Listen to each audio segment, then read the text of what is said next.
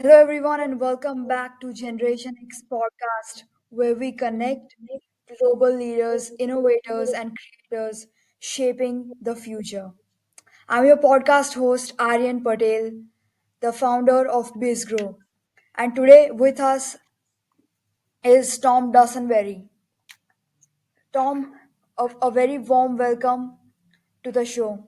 It's such a pleasure to have you here.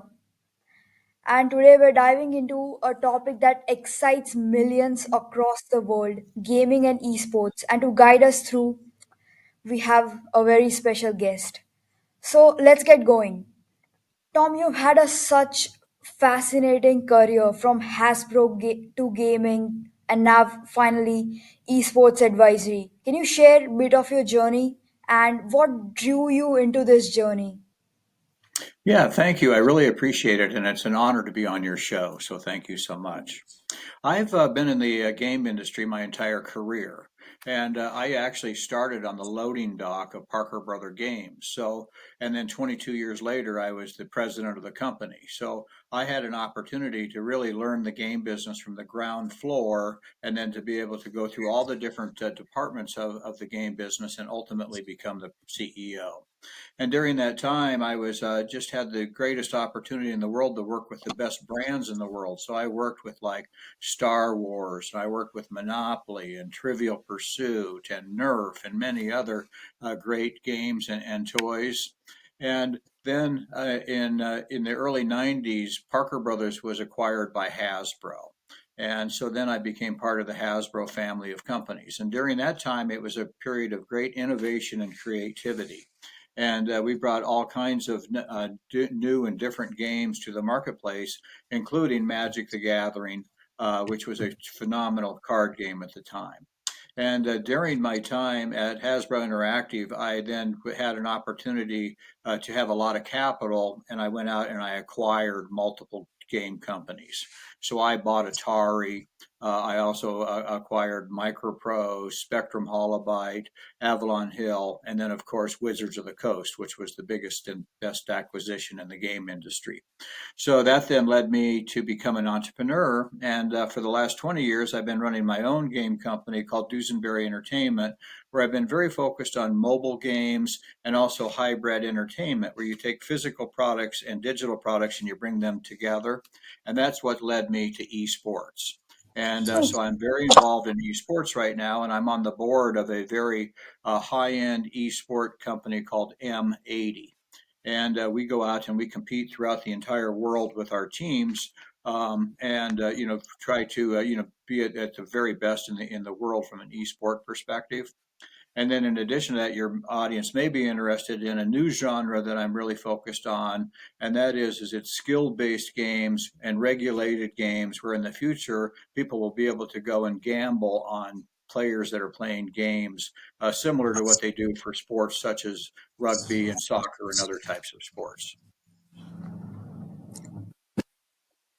really impressive, really, really impressive. So, the other thing is, I wanted to talk about gaming evolution and technology. So, you've seen gaming evolve from board games to immersive digital experiences. For our listeners in India, many of whom are experiencing this shift in real time, what do you think are the biggest transformation in the gaming industry so far? I think that in India, it's no different than any place else in the world. And the bottom line is the games have to be fun. So to me, Hmm. it's all about the fun and delivering a fun experience to your audience. And interestingly enough, in the United States right now, not only are like digital and mobile games really popular, but one of the most popular segments is card games. And there are just many different variations of card games from like Magic the Gathering to Yu-Gi-Oh to Pokemon, and then there's even mass market games such as Uno and Flip 7 that are just really, really popular, and it's capturing a huge part of the market. So when your audience is really looking at in the game business, make sure you focus on the most important element, and that is it's all about the fun. It's With all about that, the. technology has really advanced that experience. And so, we've really gone from hardware platforms such as Nintendo and Sega and PlayStation and Xbox to the new platforms of today are mega online sites such as Minecraft or Fortnite or Roblox. So you kind of need to understand, the platform proposition that you're going after from a technology perspective and what's the best way to be able to deliver your fun. Okay, understood. Thanks a lot. Esports is huge globally, crossing into billion-dollar territory. In India, esports is still growing, but the excitement is very much real. From your perspective, Tom, what can India learn from the USA and global esports ecosystems to make this industry more sustainable and inclusive as well?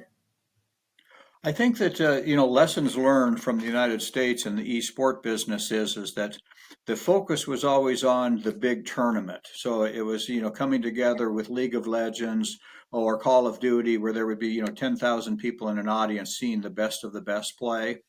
But I think that what we learned is that from an economic point of view, esports is all about the journey of being able to get to the point to see the best players in the world. So the focus really should be on the individual players and the leagues and the smaller players more than it should be on the very elite side, because that's where all the money is. And what we've learned is that the big tournaments are more marketing driven promotional type things than they are profitable venues for the publisher. So that's, I think, point number one. And point number two is that to me, what we've learned about esports is that people like to watch the best of the best playing the game. So broadcasts through Twitch and other formats such as YouTube are really important to be able to get a deeper engagement with your audience. Understood, understood. So one thing I've noticed is that gaming isn't just about playing, it's about community, right? Um, so I just wanted to ask, in India, Discord groups, streaming communities, local tournaments are popping up everywhere, literally everywhere. From your experience, what makes a strong gaming community and how can Indian creators, content creators, build it? This is such an important point, and it's so key to the gaming community because the game itself is an expression of an experience, but the experience is with other people to enjoy together. And so that's where the sense of community you have. And then what's really important about the community is to be collaborative so that you can, make sure that you are sharing and you're positive about each other in the community, but you can also be competitive. So what we find is that a lot of times gamification elements come into the community, and that is that they're created like leaderboards where you have an opportunity to compare yourself to others, and then there's badges for achievement and accomplishment. So those types of things really kind of help the sense of community. And then to me, the community needs to be more than just the game. It's also the people, but then there's other interests that people might have that are common. And if that gets developed in the community, all of a sudden it becomes more robust and more deep from an engagement perspective. Okay, okay. Understood, understood. If we took 10 years ahead, what excites you most about the future of gaming and esports, especially from emerging markets like India? And if you had one piece of advice for young Indian entrepreneurs, developers, and esports professionals listening right now, what would you tell them? I think the most important thing for game developers and game designers in today's market is to have a great work ethic. And what I mean by that is that you need to really work hard in the game business to be able to be really successful. And working hard doesn't mean that it's not fun. Working hard can be really fun. And when I've worked with other teams in the game industry, one of the things that we have in common is that we're all very committed to the project and we're all willing to spend 60, 70 hours a week to be able to make it happen. And that's the collaboration that really creates the great experience from a game point of view. So I got to really emphasize the fact that the work ethic is really critical. With that said, what's also important is the fact that you need to have a long-term vision of what you're trying to accomplish, but you need to break that vision into very short accomplishments, such as milestones that you'll be able to achieve. So if the goal is way out here, you might find that you have 7 or 8 different major achievements that you have to make to be able to get to what that vision is. So work at that and be willing to always be open-minded enough to say, I had a real clear idea of what I wanted to do, but maybe there's a better solution to be able to solve the problem and be able to address it from that point of view. So to me, the game industry is a lot about hard work and iteration as it relates to finding the golden nugget of the fun delivery experience. And when it all comes down to whether you're going to be successful or not in the game industry, it comes down to, is the game fun? And if the game is fun, then the key question is that do people want to come back and play it over and over? And if they do, you'll have a very successful game. Okay, thanks for the answer. One more thing I wanted to ask is that if a person is really, really passionate about gaming and wants to create a game, develop a game, or make a living out of it, what's the career path such a person can pursue? So that's another very good question. There's probably multiple paths to be able to take, but right now, what you can do is you can get a good education, and then probably join a team that's a big intellectual property. So it's like a Call of Duty or a Battlefield or a League of Legends type opportunity, and that's a really great career type of a way to go. But alternatively, and maybe what makes more sense in India and what I'm focused on is the indie developer community. And that's where there are teams of between 3 and 7 people that work together to create small games, and then they iterate them over and over and bring them into the marketplace. And that's a place that's very fertile from a point of view that always looking for new talent and new ways to look at how the gameplay experience will be developed. Okay, okay. Good, nice to hear that. With the coming of AI and the AI revolution, the large language LLMs and everything, how is the gaming industry adapting to AI, and what are the profound changes the gaming industry would see after the introduction of AI and integration of AI in everything? Well, I think that, first of all, we have to keep the perspective that AI has been in the game business for the last 25 years. So it's not like it's new to us. We've been using artificial intelligence for, single play when you're playing against other players, and we've been using artificial intelligence as it relates to being able to deliver code. So it's not really new to the game industry. From a point of view of storytelling and game design, it probably is more new. And from that perspective, I think what we need to do is we need to kind of understand standards, and we need to understand methodologies that are consistent with what AI is capable of delivering, and then put that into the marketplace. But I do truly believe that AI will never be able to really replace the game designer or the storyteller, because our imagination as humans is so much more more can go so much beyond what AI would be able to dream about. Okay, okay, okay. That makes sense.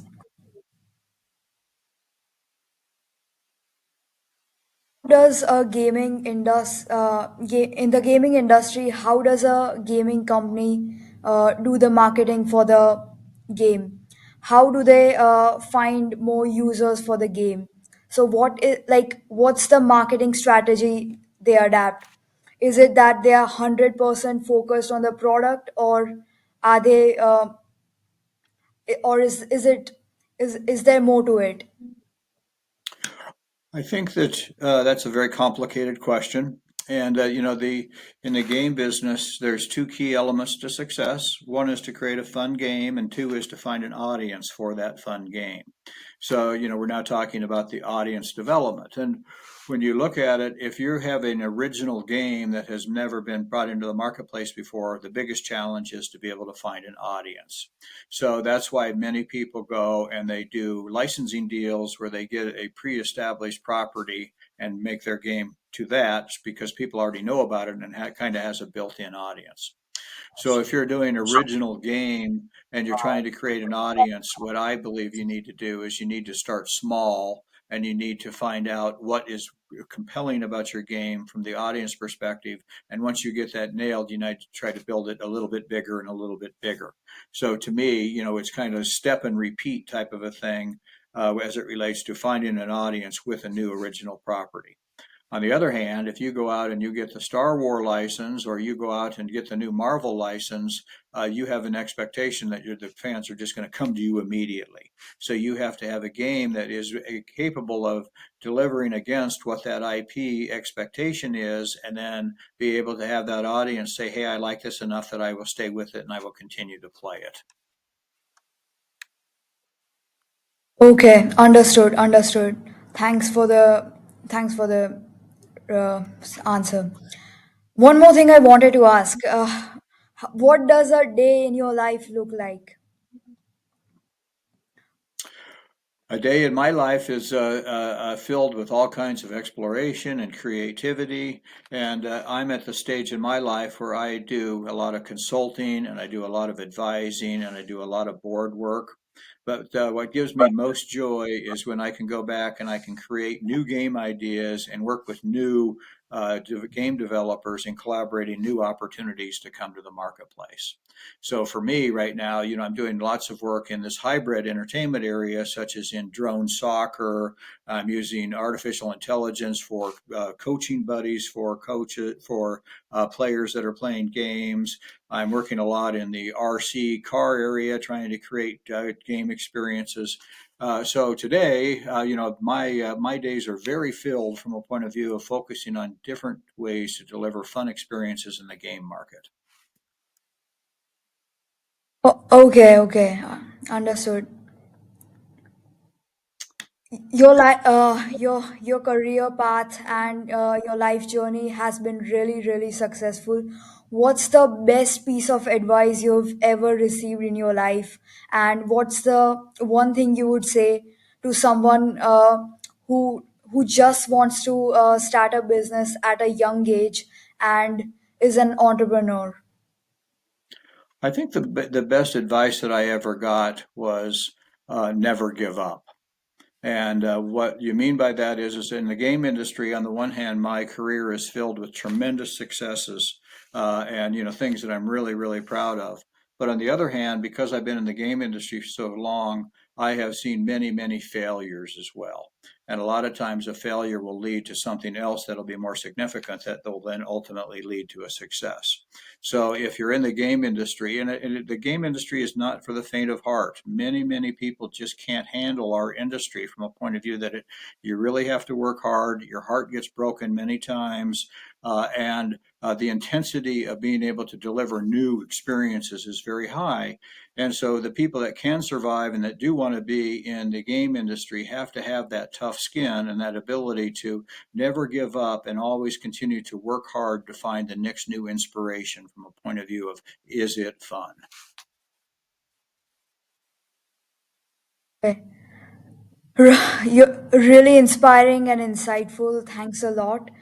Um, Tom, it has been such a pleasure to have you on Generation X podcast in collaboration with BizGrow.